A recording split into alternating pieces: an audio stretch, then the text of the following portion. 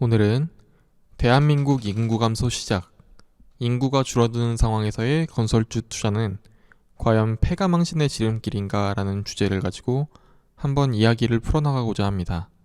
2019년 발표한 통계청의 장래인구 특별추계 관련 기사인데요.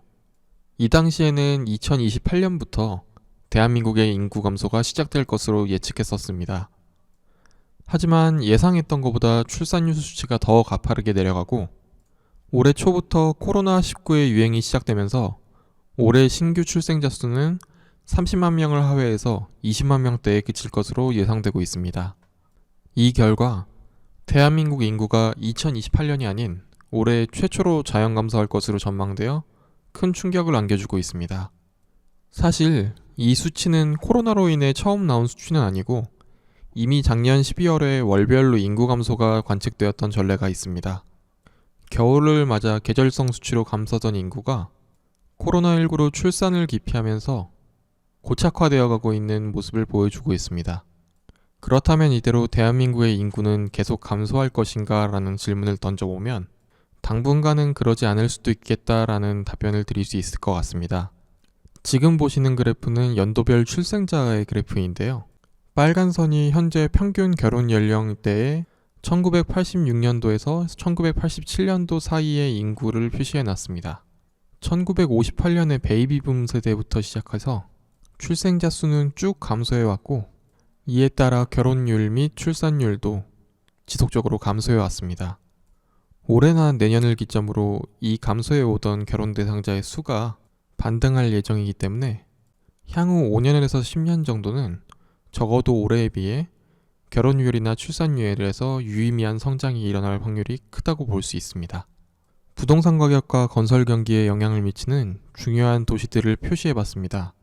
서울의 인구만 소폭 감소 추세고 경기, 인천, 세종의 인구는 계속 증가세에 있는 걸 확인하실 수 있습니다.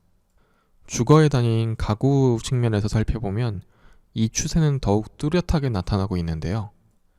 서울, 인천, 세종, 경기 모두 1인 가구의 증가로 인해 총 가구 수도 모두 늘어나고 있는 추세로 파악할 수 있습니다.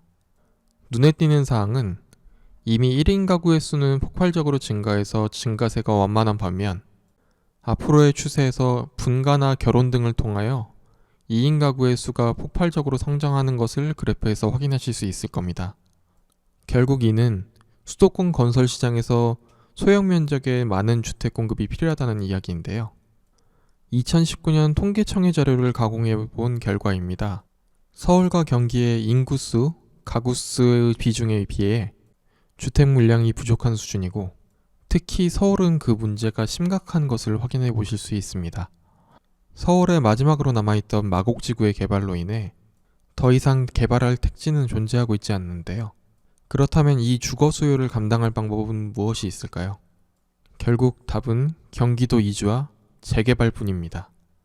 이미 대도시 유력단지를 위주로 재건축과 재개발이 활발하게 이루어지고 있는데요. 저번 영상에서 보여드렸던 것과 같이 전년 동기 대비 100% 성장, 500% 성장 등등 폭발적인 성장률을 보여주고 있습니다. 이러한 재개발 재건축 사업의 성장은 필연적으로 대기업의 쏠림 현상을 가져오게 됩니다. 규모가 커질수록 유리해지는 재개발 재건축의 특성상 기사의 제목과 같이 이러한 사업은 대형 건설사의 마치 동무대라고 할 수 있습니다. 최근에는 이런 재건축 재개발의 수주마저도 대형 건설사들이 컨소시엄을 구성해서 입찰 경쟁을 줄이고 리스크를 나누는 등의 모습을 보여주고 있습니다. 규모가 작거나 브랜드 파워가 약한 일반 건설사들은 시장에서 도태되어 가고 있는 모습을 확인할 수 있습니다. 현재 민간주택사업 시장의 대형 건설사 점유율은 25%에서 26% 사이 정도로 추측하고 있는데요. 이 점유율이 앞으로 4, 5년간 대형 건설사들이 차지하는 비중이 41%까지 확대될 것이라 예상하고 있습니다. 지금의 건설 시장을 보면 예전에 택배 시장이 생각납니다. 2000년대 초반 대기업 택배사의 점유율은 40% 미만이었습니다. 물론 시장도 꾸준히 성장하였지만 2018년 기준 대기업 택배 점유율이 80%까지 올라오면서 이 기간 택배사들의 주가가 40배 정도 성장했습니다. 대형 건설사들의 브랜드 파워가 높아지고 재건축 재개발의 성장으로 인하여 주택건설 시장에 진입할 수 있는 허들이 높아지고 있는 것으로 보입니다. 머지않아 이 수혜는 시장에 살아남은 대형 건설사들이 누리게 될 것으로 판단하고 있습니다. 현재 저평가받고 있는 주가들도 시장이 재편되면 생각하지 못하는 수준까지 올라가 있을 가능성도 충분히 있다고 판단됩니다.